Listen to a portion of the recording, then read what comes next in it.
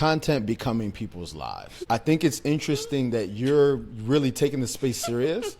So like you said, it's going to become literally a piece of your personality. I have my take on it. I'll be honest. Yeah. I'm not the most positive about content becoming people's lives. a lot of people just are. because it's not the content that's the problem. It's when you start shifting yourself because of the content. Right. I notice people literally start to adopt a personality out that comes from what their followers think they are, with their friends and people that are watching them. And for me, I try to disconnect that.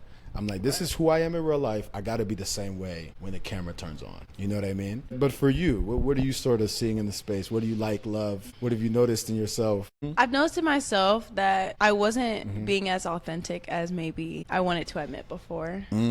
So I would describe myself as a person that doesn't filter what comes out of their mouth. They like Same. I really do say the thing that no one's gonna say. Like they're like, oh my god, did she just say this? Yeah, I just said it. Like, you know. Yeah, so online I'm like, I can't say that. I'm gonna be canceled. Like, Right. and it doesn't matter. It literally doesn't matter. It's your people. I feel like that's the part of like the identity that gets out of the way. Like you can kind of filter yourself so much to where you seem like a whole different personality.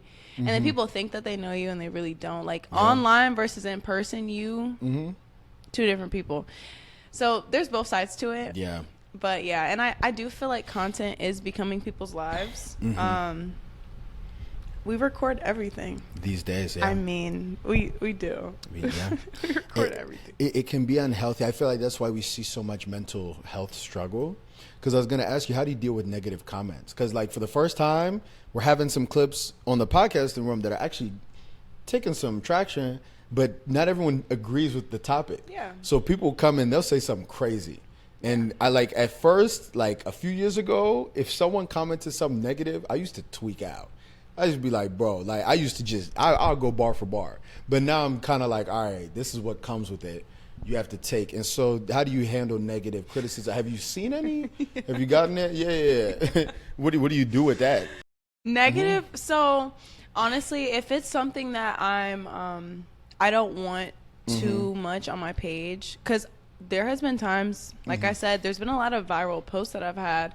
So deleting comments are not efficient. You have to work efficiently. Yeah. Sometimes there's settings where I do filter words. Like you're straight up not even going to say a word like that, or a word that rhymes with it, or a censored word. You know how they try to put a little censored word? You're straight up not going to comment that on my post. I'm not going to let you. It's about boundaries. Like there's certain stuff I don't want to see. But also negative comments, negative engagement is still engagement. You're still getting me money. That's so true. I don't care. The thing is like if you have something negative to say about what I said, I'm perfectly okay with that. I feel like every single person's entitled to their opinion. Yeah.